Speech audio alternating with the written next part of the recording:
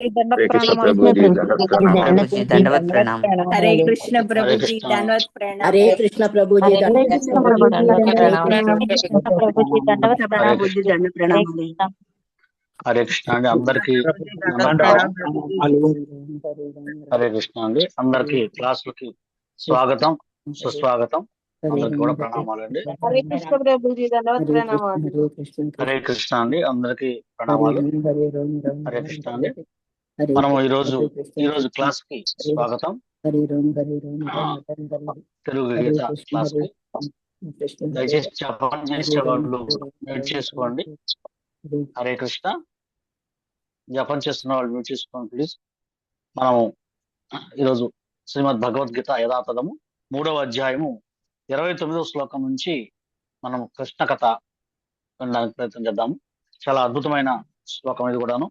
దీంట్లో ముఖ్యంగా కృష్ణ చైతన్యంలో ఉన్న వాళ్ళు ఉన్న కర్తవ్యం ఏంటో కూడా మనకి ఈ శ్లోకం ద్వారా నిరూపించారు. ముందుగా మంగళాచరణ చేసుకుని మనం స్టార్ట్ చేద్దాం. ఓం అజ్ఞానతిమిరాంధస్య జ్ఞానాంజనశలాకయా చక్షురున్మిళితం యేన తస్మై శ్రీ గురవే నమః. నమః ఓం విష్ణుపాదాయ కృష్ణప్రేష్ఠాయ భూతలే శ్రీమతే భక్తి వేదాంత స్వామితి నామినే. నమస్తే సారస్వతీ దేవి గౌరవాణి ప్రచారిణి నిర్విశేష శూన్యవాది పాశ్చాత్య దేశకారిణి. జయ శ్రీ కృష్ణ చైతన్య ప్రభు నిత్యానంద శ్రీ అద్వైత గదాధర శ్రీవాసాది గౌరభక్త వృంద. హరే కృష్ణ కృష్ణ కృష్ణ హరే హరే. హరే రామ రామ రామ హరే హరే. మూకం కరోతి వాచాలం భంగుం లంఘయతే గిరిం యత్ కృపాకరం తమహం వందే శ్రీగురుం దినతారిణం పరమానంద మాధవం శ్రీ చైతన్యమీశ్వరం. వంశా కల్పతరుభ్యశ్చ కృపా సింధుభ్యశ్చ పతితానాం పావనేభ్యో వైష్ణవేభ్యో నమో నమః. अनंत कोटि वैष्णव भक्त वृंद की जय. नमाचार्य सदाचार्य की जय. शील प्रपात की जय. शील गुरुदेव की जय. హృదయ గౌర పరిమానంది. హరి హరి హరి బోల్. హరే కృష్ణ అండి భక్తులందరికీ స్వాగతం సుస్వాగతం. ఈరోజు మనము 3వ అధ్యాయము 29వ శ్లోకం పైన కృష్ణ కథ చర్చించుకున్నామండి. ఇక్కడ ఏం చెప్తున్నారు ఈ శ్లోకంలో అని చెప్పేసి ముఖ్యంగా ఒకసారి శ్లోకాన్ని మనం చూసుకొని తర్వాత కృష్ణుడు ఏం చెప్తున్నారు, ఈ శ్లోకం ఎందుకు చెప్తున్నారు కృష్ణుడు ఈ శ్లోకాన్ని భగవంతుడు, అలాగే ప్రభుపాదుల వారు ఈ యొక్క శ్లోకానికి ఎటువంటి భాష్యాన్ని అందించారు, మన జీవితంలో దీని ద్వారా ఏమి నేర్చుకోవాలనే విషయాల గురించి ప్రయత్నం చేద్దామండి. 29వ శ్లోకము. ప్రకృతిర్గుణ సమ్మూఢ సజ్జంతే గుణ కర్మసు తాన్ కృత్న విదో మందాన్ కృత్స్వ విచాలయే. భౌతిక ప్రకృతి గుణములచే మోహితులై అజ్ఞానులు భౌతిక కర్మలోనే పూర్తిగా ఆసక్తులై ఉందరు. కానీ కర్త యొక్క అజ్ఞానము చేత ఆ కర్మలు అధములైనను జ్ఞానవంతుడు వారిని కలత పెట్టరాదు. ఇది చెప్తున్నారు. ఓకే, లక్ష్మీ నంబూరు మాతాజీ దయచేసి ఒక శ్లోకాన్ని చదవండి ఒకసారి. ప్రకృతే గుణ సమ్మూఢాః సంజంతే గుణ కర్మసు తాన కృత్న విదో మందాన్ కృత్న విన్న విచాలయేత్. ప్రకృతి గుణములచే మోహితులైన అజ్ఞానులు భౌతిక కర్మలలోనే పూర్తిగా నెలకొని ఆసక్తులవుతారు. కానీ కర్తల అజ్ఞాన కారణంగా ఆ కర్మలు అల్పమైనవైన జ్ఞానవంతుడు వారిని కలత పెట్టకూడదు. హరే కృష్ణ ప్రభుజీ దండవత్ ప్రణామాలు. ఓకే, ఉమాపతి కృష్ణ సేవదాస్ ప్రభు గారు శ్లోకం సార్ చదవండి. హరే కృష్ణ ప్రభుజీ. ప్రకృతే గుణ సమ్మూఢా సజ్జంతే గుణ కర్మసు తాన్ కృష్ణ విదో మందాన్ కృష్ణ విన్న విశాలయేత్. ఓకే, లక్ష్మీ మాతాజీ ఒకసారి శ్లోకం. లక్ష్మీ మాతాజీ జీ లక్ష్మీ మాతాజీ. హరే కృష్ణ మాతాజీ ప్రభుజీ దండవత్ ప్రణామాలండి. హరే కృష్ణ. ప్రకృతేర్గుణ సమ్మూఢ సజ్జంతే గుణ కర్మసు తాన కృష్ణ విదో మందాన్ కృష్ణ విన్న విశాలయేత్. ప్రకృతి గుణములచే మోహితులై అజ్ఞానులు భౌతిక కర్మలలోని పూర్తిగా నెలకొని ఆసక్తులవుతారు. కానీ కర్తల అజ్ఞాన కారణంగా ఆ కర్మలు అల్పమైనవే అయినా జ్ఞానవంతుడు వారిని కలత పెట్టకూడదు. Hare Krishna. Thank you Prabhuji.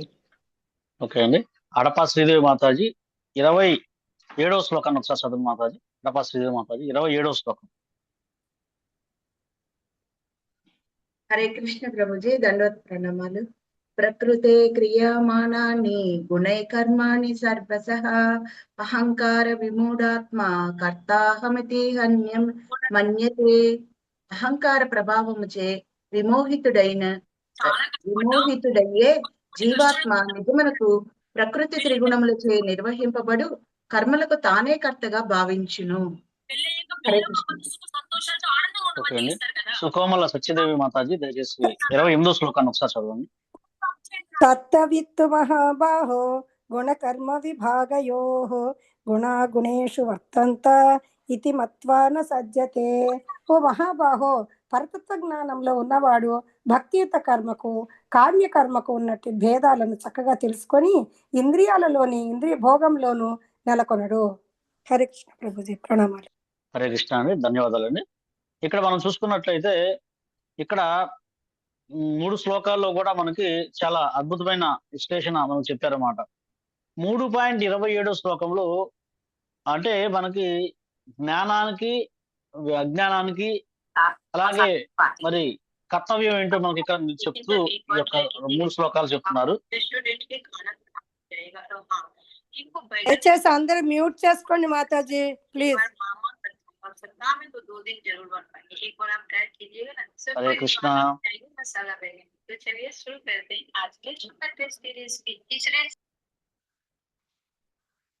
Okay, thank you.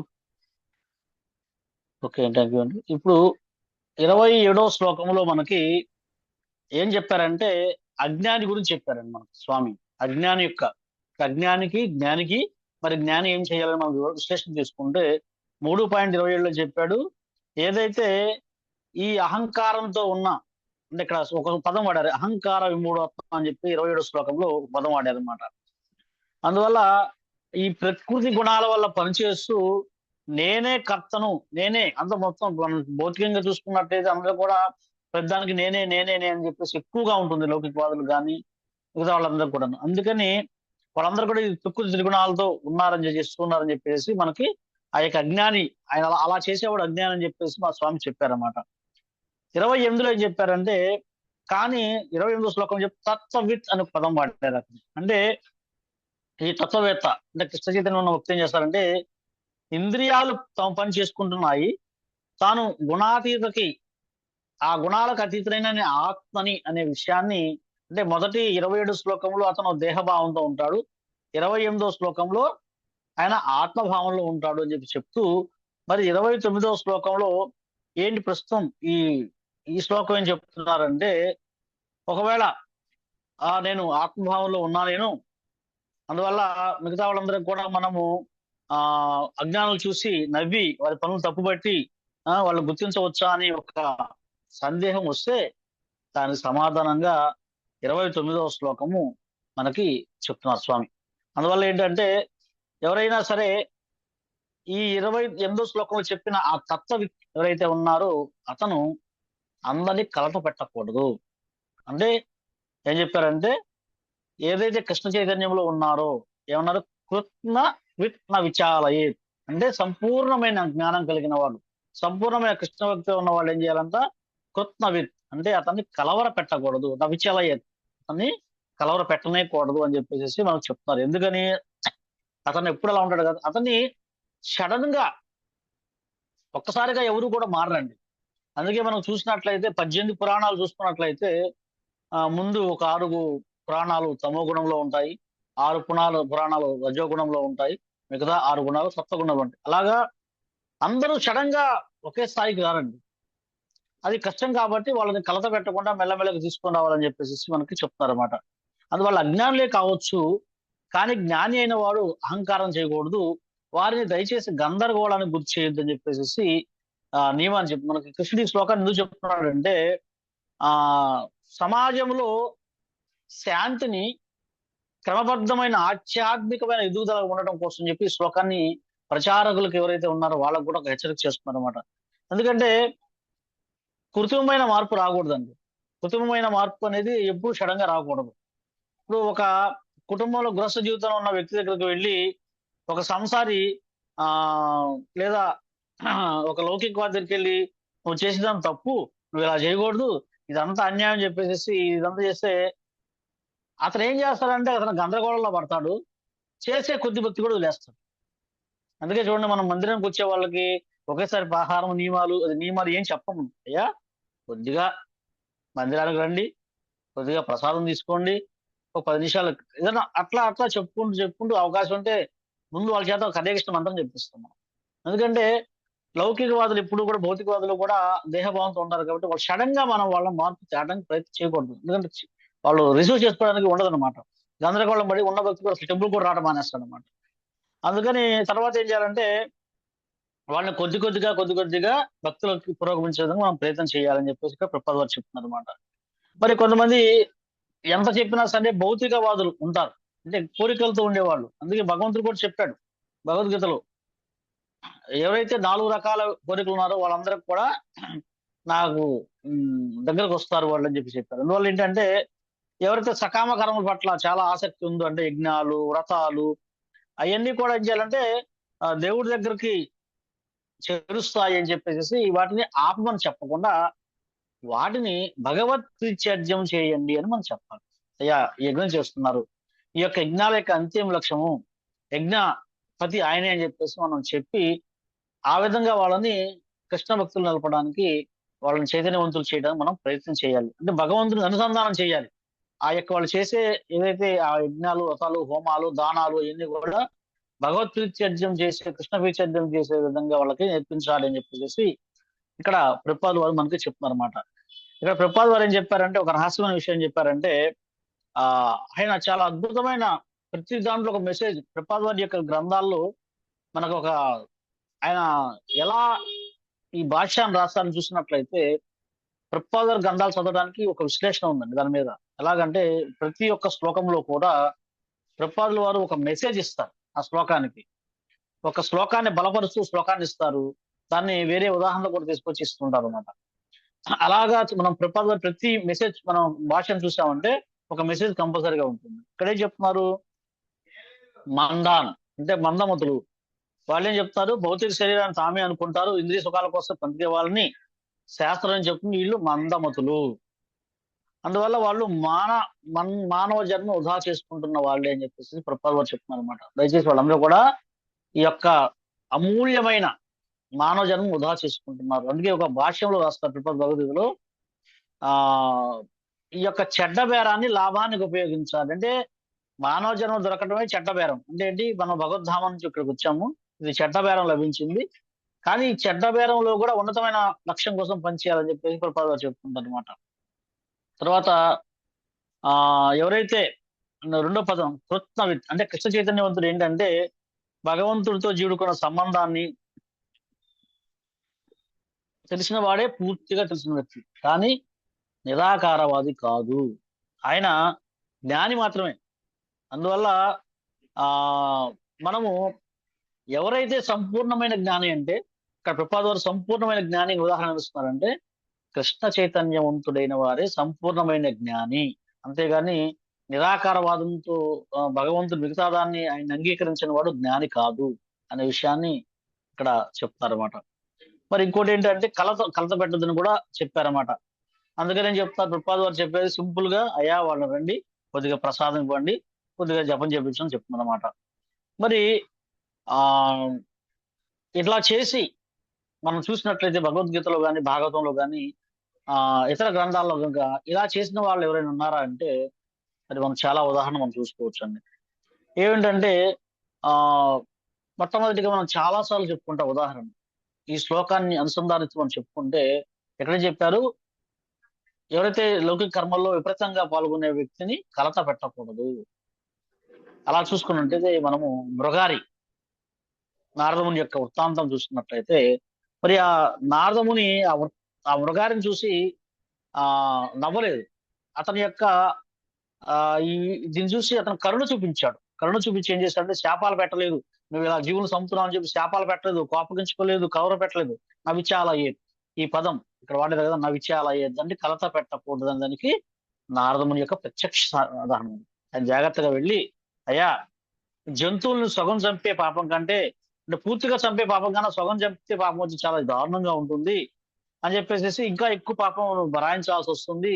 అలాగే నీ కుటుంబంలో నీ యొక్క కుటుంబ సభ్యులు నీ పాపం తీసుకుంటారా అని చెప్పేసి అడిగి వాళ్ళ చేత ఆయన ద్వారా ఆయనకే సమాధానం వచ్చేలాగా చేసి తర్వాత ఏం చేశాడు, తన చేతనే విల్లు విరిచింపజేశాడు. తను విరగదీయలేదు, ఆ వేటగాడి చేతనే విల్లు విరగదీసి అతన్ని సాధువుగా మార్చి తర్వాత ఏం చేశాడు, ఆయన యొక్క గంగానది తీరంలో చక్కగా భగవన్నామ స్మరణ చేస్తూ అతని యొక్క మానసిక స్థితి ఎలా అయిందంటే, గురుదేవులు వస్తే, ఆధ్యాత్మిక గురుదేవులు వస్తే తను ప్రణామం చేస్తే ఎక్కడ కిందలు చీమలు చనిపోతాయో అని చెప్పేసి చీమలు పక్కకు నెట్టి తరువాత గురుదేవులు ప్రణామం చేశారు. చూడండి ఎంత ఉన్నతమైన స్థితికి వచ్చారు. మరి అతను చాలా దారుణమైన పాపాలు చేశాడు, చాలా దారుణమైన వ్యక్తి. కానీ ఆ యొక్క కృష్ణ చైతన్యవంతులు అంటే నారదముని వారు ఏం చేశారు, కలత పెట్టలేదు ఆయన్ని. కలత పెట్టకుండా చాలా జాగ్రత్తగా, అలాగే మన యొక్క కర్తవ్యం కూడా ఏంటంటే మనం చాలా జాగ్రత్తగా మనం ఆచరిస్తూ వాళ్ళకి నేర్పించినట్లయితే కొద్ది కొద్దిగా మనకి అలా చేయాలని చెప్పేసి కృష్ణుడు చెప్తున్నారు. అలాగే చెయ్యాలి, కలత పెట్టవద్దు దయచేసి అని చెప్పేసి. తర్వాత మనం ఇంకొక ఉదాహరణ కూడా చూసుకుంటే చైతన్య చరితామృతంలో జగాయ మతాయ్ వాళ్ళు ఎంత తాగుబోతులు, తిరుగుబోతులు, స్త్రీని చేసేవాళ్ళు, అన్ని రకాల దారుణాలు చేసేవాళ్ళు అనమాట. ఆఖరికి నిత్యానంద ప్రభును కొట్టారు, కొండ తీసుకొని, ఆ కళ్ళు కొండ తీసుకొని తల పగల కొట్టారు. అయినా సరే ఆయన కోపడలేదండి. కోపడకుండా ఏం చేశాడు, వాళ్ళని అయ్యా దయచేసి హరే కృష్ణ చెప్పించండి, హరే కృష్ణ అని చెప్పేసి వేడుకున్నారనమాట. అందువలన ఏంటంటే ఆఖరికి చైతన్య మహాప్రభు కూడాను నిత్యానంద ప్రభు కృపలు ఇచ్చిన తర్వాతనే వాళ్ళకి కరుణిచ్చాడు. అందుకని మనం అర్థం చేసుకోవాల్సింది ఏంటంటే ఆ అల్ప జ్ఞానం కలిగిన వాళ్ళని మనం శిక్షించడం కాదు, ఆ కృత్నవిత్ అంటే మనము ఉన్నతమైన భక్తుడి యొక్క లక్షణం ఏంటంటే వాళ్ళని ఉద్ధరించాలి అని మనకి ఈ యొక్క శ్లోకం ద్వారా అర్థం అవుతుందన్నమాట. ఒకటి, అజ్ఞానం అనేది ఒక నేరం కాదండి. ఇప్పుడు మనము అందరం అజ్ఞానంలో ఉన్నాం. మనందరూ ఊహించుకోండి, మనందరి జీవితంలో ప్రభుపాదుల వారు రాకపోతే మన పరిస్థితి ఏంటి? ప్రతి ఒక్కళ్ళ హృదయం మీద కనుక చేయి వేసుకున్నట్లయితే మన జీవితంలో ప్రభుపాదుల వారు రాకపోతే మన పరిస్థితి ఏంటి, ఎలా ఉండేవాళ్ళం? ఇప్పుడు ఆయన ఎంత కరుణతో మనం చూపించారనమాట. అందువల్ల ఏంటంటే ఇప్పుడు ఒక రోగి ఉన్నాడు అనుకోండి, అసహ్యంగా ఉన్నప్పటికీ కూడాను డాక్టర్ గారు అతన్ని అసహించుకోడు, అతని రోగాన్ని నయం చేసి సరి చేస్తాడన్నమాట. అట్లాగే లౌకికంగా విపరీతంగా ఉండే వాళ్ళని మనము వాళ్ళ మీద జాలిపడి వాళ్ళకి ఏదో విధంగా కొద్ది కరుణ చూపించడం, ప్రసాదాన్ని ఏదో రకరకాల బతిలాడి ఏ విధంగా కలత పెట్టకుండా చేయాలని చెప్పేసి ఈ శ్లోకం ద్వారా మనకి పద్ధతి మార్చాలి. అంటే వాళ్ళని కృష్ణ చైతన్యవంతులు అయ్యే విధంగా, కృష్ణ భక్తిలోకి పురోగమించే విధంగా మనం చేయాలి. కానీ అలాగే అయ్యా నువ్వు 24 గంటలు పనిచేస్తున్నావు, నీకు దీనివల్ల బంధనం అయిపోతుంది, ఇట్లా వాళ్ళని చెడగొట్టకుండా అయ్యా నీ వ్యాపారం చేస్తున్నావు, నీ వ్యాపారంలో వచ్చిన లాభాన్ని, కొద్ది ధనాన్ని కృష్ణ సేవకు ఉపయోగించు అని ఈ విధంగా మనము వారి యొక్క పద్ధతిని మార్చాలి అని చెప్పి, కృష్ణ సేవగా మార్చే విధంగా వారిని చెయ్యాలని చెప్పేసి చెప్పారన్నమాట. మరి ఈ విధంగా చూసినట్లయితే ప్రభుపాదుల వారి జీవితంలో మనం భాగవతుల యొక్క విషయం చెప్పుకున్నాము. ప్రభుపాదుల వారు తమ జీవితంలో చూసుకున్నట్లయితే ఆయన అమెరికా వెళ్ళినప్పుడు ఈ యొక్క ప్రకృతి గుణాల చేత అందరూ ఆహ్వానించబడిన వాళ్ళే. వాళ్ళందరూ కూడా ఎలా ఉన్నారు, హిప్పీలు, మత్తు మాంసం, మంజము, వ్యాపారము, తర్వాత వ్యభిచారం, ఇట్లా అన్ని రకాలుగా పూర్తిగా త్రిగుణాల్లో మునిగిపోయి ఉన్నారన్నమాట. మరి అటువంటి ఆయన ఏం చేశారు, మీరందరూ వెళ్ళి ఆయన్ని ఆపండి, మీరు అలా చేయకూడదు అని ఆయన చెప్పలేదండి. ఆయన చక్కగా కర్తాళం తీసుకొని ఆ యొక్క దాంట్లో కూర్చొని మనం ప్రభుపాదుల లీలామృతం చదివితే చూసి తెలిసింది, చక్కగా ఆయన కీర్తన చేస్తూ, ఆయన ఎవరైతే ఆయన కీర్తన చేస్తున్నప్పుడు ఆ హృదయంలోని ఆ పిలుపుకి వాళ్ళందరూ కూడా పరివర్తన చెంది చక్కగా వచ్చి ఆయన చేస్తూ ఉంటే అటువంటి హిప్పీల్ని ఆయన హ్యాపీలుగా మార్చాడు. వాళ్ళకి ఆయన దగ్గర లేనిదని ఒక యాపిల్ పండు ఉన్న దాంట్లోనే ఒక యాపిల్ పండు కోసి చక్కగా ముక్కలు పెట్టి వాళ్ళందరూ కూడాను ఆ విధంగా చెప్పారన్నమాట. అంటే వాళ్ళ జీవన విధానాన్ని సడన్ గా ఏం మార్చలేదండి, ఆయన గ్రాడ్యువల్ గా మార్చారు. అందువల్ల ఈ యొక్క 3.29 శ్లోకానికి ఏదైతే ఇక్కడ నారదముని చేసిన దానికి ఇక్కడ ప్రభుపాదుల వారు కూడా, అంటే ప్రత్యక్షంగా మనం నారదముని మృగారి మనం చూడలేదు, వింటున్నాం భాగవతుల ద్వారా, కానీ ప్రత్యక్షంగా మనము చూస్తున్నాము. అట్లాగే మరి పరమ పూజ్య జపతాక్షస్వామి గురు మహారాజు గారి జీవితాన్ని చూసుకుంటే ఆయన ఏం చేశారంటే, ఆయన కూడా ప్రభుపాదుల వారి యొక్క ఆజ్ఞ మేరకు ఏ విధంగా కూడాను ఆయన ఇప్పుడు కూడాను ఈ గృహస్థ జీవితాల్లో ఉండే వాళ్ళని ఎవరు కలత పెట్టలేదండి. కలత పెట్టకుండా ఆయన గొప్ప కార్యక్రమం చేశారండి, అత్యంత విజయవంతమైన కార్యక్రమం. ఆయన చేసిన ఒక కార్యక్రమం వల్ల ప్రపంచంలో ముఖ్యంగా మన భారతదేశంలో కానీ ఇతర దేశాల్లో పెనుమార్పు వచ్చిందండి. ఏమిటి వారు చేసిన ఈ యొక్క శ్లోకం ద్వారా వారు చేసిన ఏమిటి అనుసంధానం అంటే భక్తి వృక్ష అనే ఒక పెట్టి గ్రామీణ యువతులకి, గ్రామీణ గృహస్థులకి, అలాగే ట్రైబల్స్ లకి వీళ్ళందరికి కూడాను వాళ్ళందరూ ఎవరికి కూడా అని చెప్పలేదు, అయ్యా మీరు మొత్తం వదిలేసి మాయాపూర్ రమ్మని ఎవరిని చెప్పలేదండి. మీ స్థానంలో ఎక్కడ ఉన్న వాళ్ళు అక్కడే ఉంటూ కూడాను మీరు మీ యొక్క విధానాన్ని మార్చుకోండి అని చెప్పేసి మనం చెప్పారన్నమాట. అందువల్ల ఏంటంటే మనము ఈ శ్లోకాల ద్వారా మనం చేయాల్సింది ఏంటంటే ముఖ్యంగా కృష్ణ చైతన్యంలో పురోగమించే వాళ్ళు, పురోగమిస్తున్న వాళ్ళు మీరందరూ కూడా క్లాసులు వింటున్నారు. భవిష్యత్తులో మీరందరూ కూడా క్లాస్ లీడర్స్ కావాలి, మీరందరూ కూడా ప్రచారకులు కావాల్సి, ప్రతి ఒక్కరు ప్రచారం కావాల్సిన బాధ్యతగా ఉంటుంది. కాబట్టి మనం ఈ శ్లోకాన్ని తీసుకొని మనము ఆచరించుకోవాలి. మనం ఆచరించుకొని కలత పెట్టకుండా ప్రభుపాద ద్వారా ఎలాగైతే చేశారో ఆయన చూసి మరి మనం తర్వాత ఇంకొక ఆచార్యుడి స్టోరీ కూడా మనం చూసుకున్నట్లయితే భక్తి సిద్ధాంత మహారాజు గారు. భక్తి సిద్ధాంత మహారాజు గారు మామూలుగా ఆ రోజుల్లో ఎలా ఉండేదంటే సన్యాసులకి చాలా కఠినమైన నిబంధన ఉండేది. వాళ్ళు కారులో తిరగకూడదు, అటు వెళ్ళకూడదు, ఇటు వెళ్ళని చెప్పేసి. కానీ భక్తి సిద్ధాంత మహారాజు ఆయన ఐఏఎస్ని, ఐపీఎస్ని పెద్ద పెద్ద వాళ్ళని కలిసేవాడు. కలిసేసేసి ఆయన కారులో తిరుగుతూ కూడాను వాళ్ళందరికీ మీ యొక్క వృత్తిని, విద్యని, వ్యాపారాన్ని భక్తిలోకి మార్చండి అని చెప్పేసి అందరు అనేవాళ్ళు. తర్వాత ఏమిటి వీళ్ళేంది ఎప్పుడు చూసిన ప్రింటింగ్ ప్రెస్ అంటాడు, పుస్తకాలు అంటారు, ఆ కారులో తిరుగుతుండ అని చెప్పేసి కొంతమంది విమర్శించేవాడు అనమాట. అయినప్పుడు కూడా ఈ యొక్క లౌకికమైన సాంకేతికత అంటే ఏంటంటే భక్తి సిద్ధాంత మహారాజ్ గారు చూపించింది ఏంటంటే మనకి ఏదైతే ఈ లౌకికమైన సంపద ఉందో దాన్ని కృష్ణ సేవలో ఎలా వాడాలి, మనం కృష్ణ సేవ నుంచి ఏదో దూరం చేయకూడదని చెప్పి వారు నిరూపించారు. ఆ తర్వాత వారి దగ్గర నుంచి వచ్చింది ప్రభుపాదుల వారు కానీ, గురు మహారాజు కానీ, ఇతర ఆచార్యులు కానీ వాళ్ళందరూ కూడా చక్కగా చేసి చూపిస్తున్నారని చెప్పేసి మనకి అర్థమవుతుంది. అందువల్ల మనం అర్థం చేసుకోవాల్సింది ఏంటంటే చక్కగా మనము ఒక్కటి సింపుల్ లాస్ట్ గా ఏంటంటే కలత పెట్టవద్దు, ఎవరిని కూడా కలత పెట్టవద్దు. తప్పు ఎత్తి చూపించడం కన్నా కూడా వాటిని మార్చడానికి మనం ప్రయత్నం చేయాలి అని చెప్పేసి మనకి శ్లోకం ద్వారా అలా చేసుకున్నట్టయితే మనము భగవత్ ప్రీత్యర్జం ప్రతి కార్యక్రమం చేసినట్టు అవుతుందని చెప్పేసి ఈ యొక్క శ్లోకం ద్వారా ప్రభుపాదుల వారు మనకి భాష్యాన్ని ఇస్తున్నారు అనమాట. అది ఈ రోజు యొక్క 3.29 శ్లోకం యొక్క కృష్ణ భగవానుడు చెప్పిన సందేశము, ప్రభుపాద వారు చెప్పిన సందేశం. హరే కృష్ణ. ఏదైనా సందేహం ఉంటే ఒకటి అడగచ్చు ఈ యొక్క శ్లోకం మీద. హరే కృష్ణ. హరే కృష్ణ ప్రభుజీ. ప్రభుజీ మీరు చెప్పినట్లుగా ఎవరైతే కృష్ణ చైతన్యంలో పూర్తిగా అగ్రస్థాయిలో ఉన్నారో వాళ్ళు ఎలా డీల్ చేయాలి, వాళ్ళు భక్తిలోకి తీసుకురావాలంటే అనేది వాళ్ళకి బాగా అవగాహన ఉంటుంది. కాబట్టి ప్రభుపాదుల వారైనా, గురు మహారాజు గారైనా, ఈవెన్ నారద మహర్షి గారైనా వీళ్ళంతా కూడా చక్కగా చేయగలిగారు. సో వీళ్ళందరిది మేము వింటున్నాం కాబట్టి మేము కూడా ఆ విధంగా డీల్ చేయాలి అనేది తెలుసుకోగలుగుతున్నాం ప్రభుజీ. కానీ మేము కూడా ఆ స్థాయికి వెళ్ళినప్పుడు అంటే కొంచెం కనీసం ఆ జ్ఞానం పూర్తిగా కలిగినప్పుడే మేము వాళ్ళు మార్చే అవకాశం ఉంటుంది కదా ప్రభుజీ. లేకపోతే ఒకేసారి ప్రెషర్ చేస్తే వాళ్ళు ఎవరు రాలేరు. అంతేగా ప్రభు? అంతే. ఇప్పుడు మన చుట్టుపక్కల ఉన్నాం, మనల్ని ఎట్లాగైతే కొంతమంది ఎవరో ఒకరు మనం తీసుకువెళ్ళారు మందిరానికి, ఏదో విధంగా ఈ సంఘానికి మనకు ఎవరో ఒకళ్ళు ఈ వాళ్ళు హెల్ప్ చేశారు. అట్లాగే మనం కూడా ఇప్పుడు పురుషోత్తమ మాసం జరుగుతుంది, మీ గృహంలో ఆదివారం అనుకోండి, వాళ్ళు పిలవండి, ఒక చిన్న సెషన్ పెట్టండి, ఒక 5-10 మంది పిలిచి అందరి చేత మనం చదువుకున్నట్టుగా ఆ యొక్క కీర్తన ఒకటి చెప్పించి ఎక్కువ టైం కాదు, ఒక 15-20 నిమిషాలు కీర్తన చెప్పించటము. ఆ తర్వాత గోవర్ధనం పర్వతం ఆ యొక్క గురించి చెప్పడం, భగవంతుడు చిన్న స్టోరీ చెప్పడం, మీరే ఇవాళ నేను చదివాను అని చెప్పడం, ఇంటి పక్కన మాతాజీని, ప్రభువుని పిలవటం, అట్లా చేసుకున్నట్లయితే వాళ్ళకి ఏదో విధంగా కనీసం ఒక నైవేద్యం వెలిగించినప్పుడు మనం ఈ సమయంలో నైవేద్యం వెలిగిస్తాం, లేకపోతే తులసి యొక్క బెరడుకి నైవేద్యం కట్టి వారికి భగవంతుడికి అర్పిస్తాము. ఈ విధంగా ఏదో విధంగా వాళ్ళకి యొక్క భగవంతుడి అనుసంధానం అయ్యే మార్గాన్ని మనం చూపించినట్లయితే ఆ విధంగా వాళ్ళ యొక్క లౌకిక కర్మాలకి అడ్డు కడటానికి అవకాశం ఉంటుంది. అలాగే మనకు కూడా అలా చేస్తేనే మనం ఈ విధంగా క్లాసులు వినగలుగుతున్నామంటే నిజంగా చెప్పాలంటే ఈ సమయంలో చాలా బిజీగా ఉంటారు అందరూ కూడా. ఇక్కడ అంతమంది క్లాస్ వింటున్నారంటే ఎవరో ఒకరు మన జీవితంలోకి ఆ విధంగా తీసుకొచ్చారు. అందుకని మనం కూడా ఆ ఆనందాన్ని వేరే వాళ్ళకి పంచాల్సిన అవసరం మన మీద కూడా ఉందన్నమాట. Hare Krishna. Thank you Prabhuji. Yes Prabhuji, మనం కూడా మీ జనక మహారాజు వీళ్ళంతా ఎట్లా ఆదర్శంగా ఉన్నారు, మనం కూడా అంత సిన్సియర్ గా చేస్తే వాళ్ళు కూడా మార్గంలోకి రావడానికి అవకాశం ఉంటుంది కదా ప్రభు.